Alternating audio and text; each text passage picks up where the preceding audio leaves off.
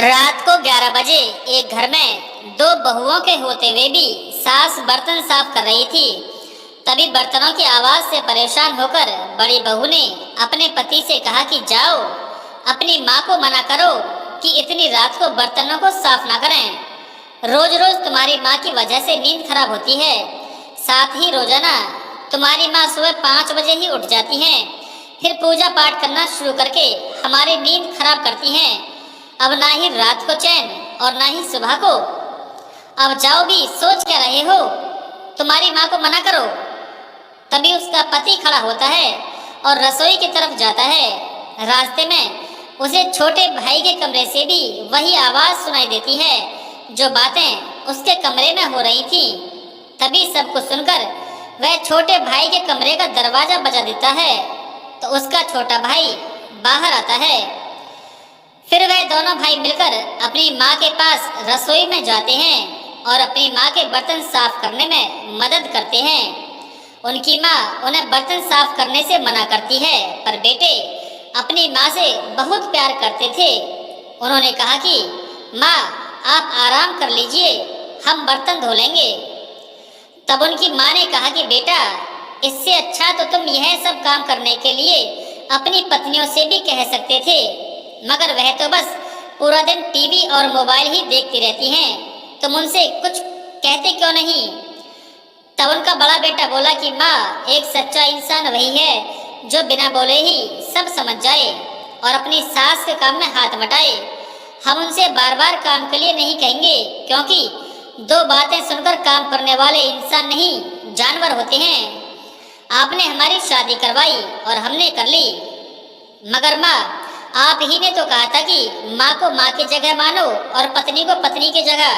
और रही बात घर का काम करने की, तो एक दिन हमारी पत्नियाँ सारा काम बिना बोले ही जरूर करेंगी।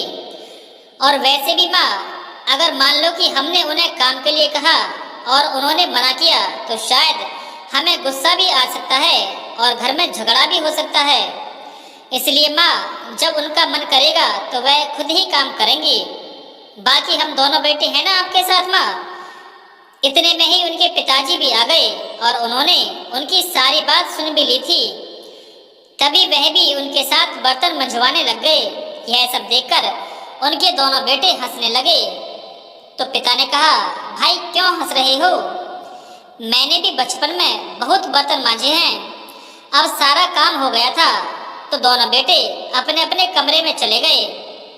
तब उनकी पत्नी ने पूछा कि तुम्हें इतनी देर कैसे लगी? तो उनके पति ने कहा कि हम दोनों भाई अपनी माँ के साथ बर्तन मंजवा रहे थे और साथ में पिताजी भी आ गए थे। इस बात से उनकी पत्नियाँ बहुत चिढ़ गई थीं, लेकिन फिर उनको थोड़ा बुरा भी लगा कि उनके होते हुए उनके पति को घर का काम करना पड़ रहा था। फिर वह सभी सो गए। अब सुबह 6 बजे ही उनकी माँ, पिताजी और उनके दोनों बेटे उठ गए और वह सब सुबह सुबह घर में पूजा करने लगे। तभी उनकी आवाज़ सुनकर उनकी पत्नियों ने कहा कि यह बुढ़िया भी पता नहीं कब मरेगी, पता नहीं कब तक हमारा खून पीती रहेगी। तब उनकी पत्नियों ने देखा कि उनके पति तो उनके बेड पर थे ही नहीं।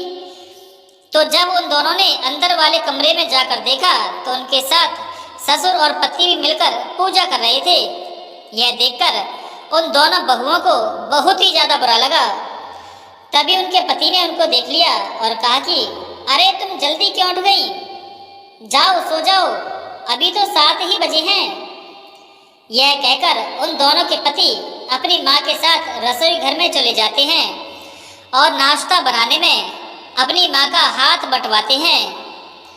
और यह सब उनकी पत्नियाँ छुपकर देख रही होती हैं। अब उनको मन में थोड़ा बुरा लग रहा था, लेकिन अभी भी उन दोनों बहुओं में घमंड ही भरा हुआ था। वह यह सब देखकर भी अपनी सास और पतियों की सहायता करने रसोई घर में नहीं गई। तभी एक दिन बड़ी बहू का पति अपनी पत्नी के पास आया तो उसने पत्नी से कहा कि जो मैंने तुम्हें 20,000 रुपये दिए थे वह मुझे अभी चाहिए। अभी अभी माँ की अचानक ही बहुत ज़्यादा तबीयत खराब हो गई है। तो उसकी पत्नी ने उसे साफ झूठ बोलते हुए मना कर दिया और कहा कि उन पैसों की तो मैंने शॉपिंग कर ली, अब उसका पति बहुत दुखी होता हुआ बोला कि चलो कोई बात नहीं, तुम तैयार हो जाओ, जल्द हॉस्पिटल चलना है, तुम्हारी माँ वहीं एडमिट है। तब उसकी पत्नी बहुत ही ज्यादा चौंकी हुई बोली कि क्या मेरी माँ की तबीयत खराब है? तो उसके पति ने कहा कि हाँ, तुम जल्दी करो, मुझे पैसों का भी इंतजाम करना है। तभी उसकी पत्नी आंखों में आंसू लिए बोली कि मैंने तुमसे झूठ कहा था कि 20,000 रुपए की मैंने शॉपिंग कर ली है।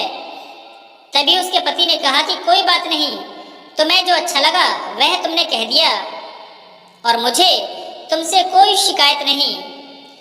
यह सुनते ही उसकी पत्नी रोते हुए कहने लगी कि मुझे माफ कर दो, मैं बहुत बुरी हूँ, तुम्हें मेरी माँ की कितनी चिंता है, और एक हम दोनों बहनें हैं जिन्होंने तुम्हारी माँ की ना तो इज्जत करी है और ना हम घर का काम करती हैं, फिर भी तुमने हमें कुछ भी नहीं कहा, हमें माफ कर दो प्लीज।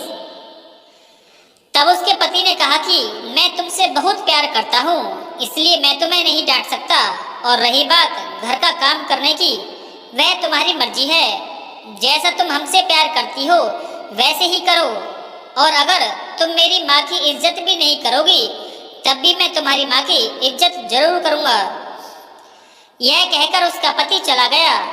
तभी उसकी छोटी बहन भी आ जाती है और दोनों बहनें मिलकर बहुत ही रोती हैं और बहुत पछताती भी हैं।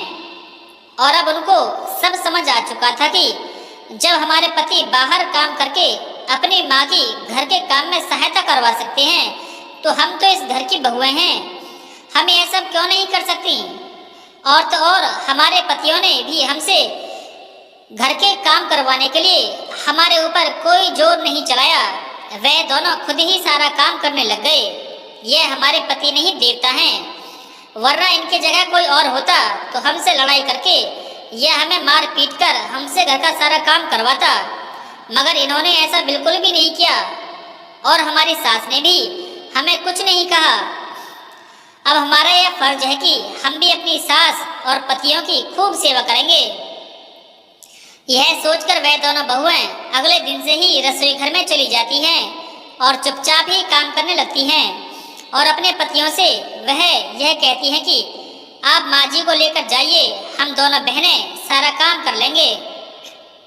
तो उनके पति ने कहा कि नहीं, हम कर लेंगे, तुम दोनों बहनें आराम कर लो। तभी उनकी दोनों पत्नियों ने कहा कि नहीं, अब हम यह गलती नहीं कर सकते, तुम इतनी अच्छी होगी, अब हमें हमारी गलतियों का एहसास हो चुका है। माँ जी, आप भी हमें माफ कर दीजिए, हम इस घर की बहुएं होते हुए भी आपसे ही सारा काम करवाती थी, हमें माफ कर दीजिए माँ जी। तब उनकी सास ने कहा कि बेटी, तुमने कुछ भी नहीं किया, अभी तुम नादान हो, अगर तुम्हारी जगह मेरी बेटी भी होती तो मैं उसे भी काम करने के लिए बिल्कुल भी नहीं कहती, तुम मेरी बहू बाद में, पहले बेटी हो। यह सुनकर वह दोनों बहुएं अपनी सास के पैरों में गिर जाती हैं और उनसे खूब माफी मांगती हैं और बाद में बेटे भी बहुत खुश हो जाते हैं। वह दोनों यह सोचकर खुश थे क्योंकि उनको अपनी पत्नियों से लड़ाई भी नहीं करनी पड़ी और वह सुधर भी गई। तो दोस्तों, क्या आप भी ऐसे पति हो जो अपनी पत्नियों से बिल्कुल भी लड़ाई नहीं करते और पत्नियां भी सुधर गई हैं और घर में शांति भी बनी रहे? या आप भी ऐसी पत्नी हो जो अपनी सास और अपनी माँ की तरह समझो और उन्हें इज्जत देते हुए बुढ़ापे का सहारा बनो? क्यों